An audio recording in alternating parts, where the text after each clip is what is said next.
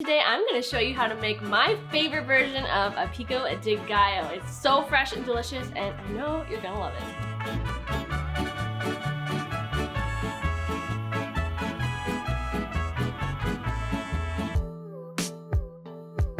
As soon as the weather starts to warm up, I don't know why, but I start craving all these delicious fresh things and I felt like I had to make some Pico de Gallo, and I have so much produce in my house that needs to get used up, so it just worked out so perfect for me. So I'm gonna show you guys how to make a really delicious variation on a traditional Pico de Gallo. What makes Pico de Gallo different from regular salsa is that it's distinctly chunky. It's not like a soupy or saucy or liquidy salsa. It's a very chunky, fresh salsa where everything is raw. There's no cooked components to this, so it's just so fresh and delicious, especially when you're craving something crunchy and fresh and juicy. It's just awesome. So let's just get right into it. So I've got 4 delicious Roma tomatoes. These are the best kind of tomatoes to use for Pico de Gallo because they have the most flesh but the least amount of juice and seeds. And when you're making a Pico de Gallo, you don't want there to be like too much liquid in it or else it gets kind of soupy. So what we're gonna do is we're gonna start by chopping our Roma tomatoes in half.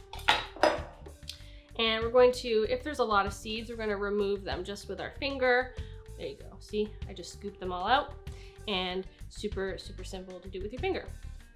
And we're just going to dice these into like a pretty fine, well, I've got a medium dice. I shouldn't say a fine dice. It's kind of hard to dice a tomato finely, so just like so.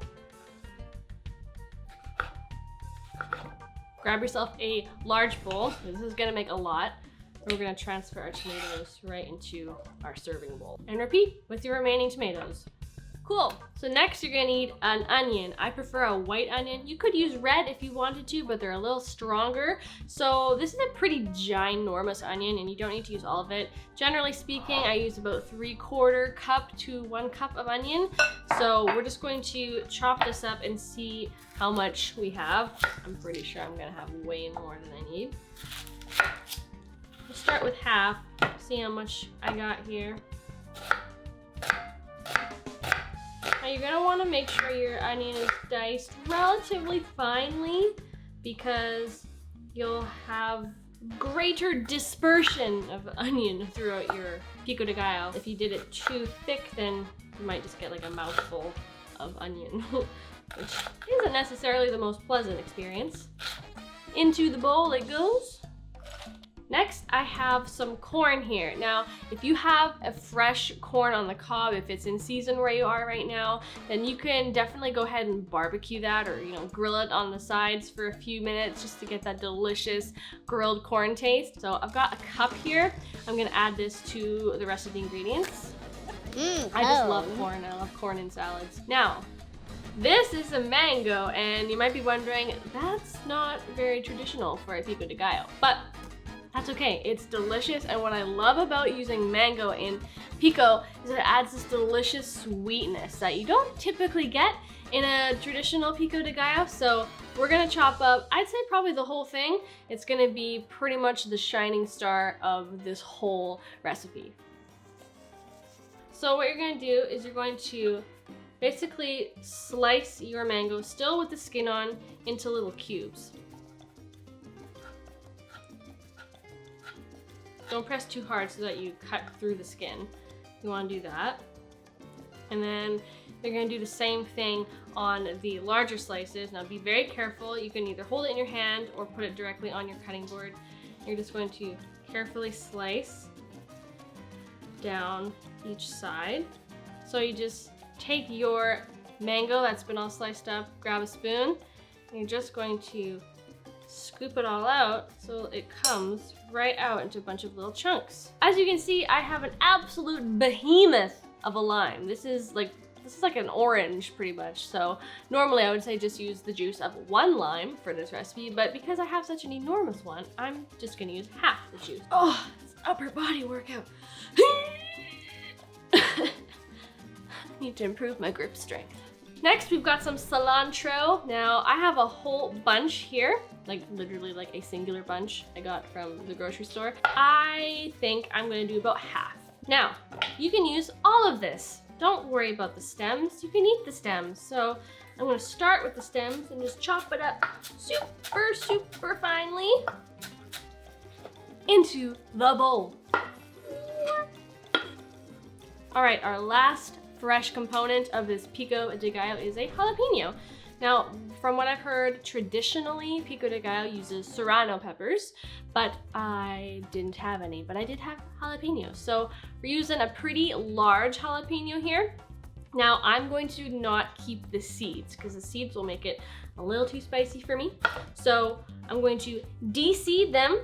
And the reason why I'm chopping my jalapenos last is because I would prefer to have jalapeno juice on my fingers for as little time as possible, because that stuff burns like a mother if you leave it on for too long. So, a mother trucker. Don't make me swear on camera, cameraman.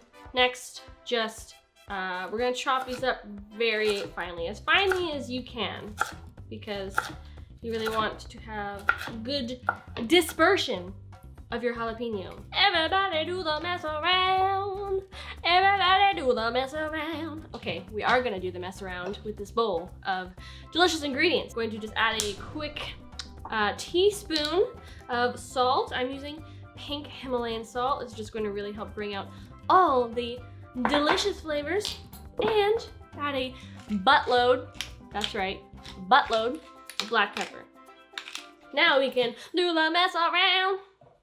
Everybody do the mess around with your Pico de Gallo in your bowl. It smells so delicious and I just want to eat it. Okay, I'm very excited, as you can clearly tell, about this concoction. Oh, look, it's so pretty. It's like all colorful. You got the rainbow in there. You got the corn, the cone. I like cone. I like cone. This is just freaking epic. Gotta get everything on there. You gotta have the onion. Gotta have the cone. Gotta have, I already got tomato. Let's do another piece of mango. Okay. Oh no. Mm-hmm. It's so good. Mmm. Nom nom nom.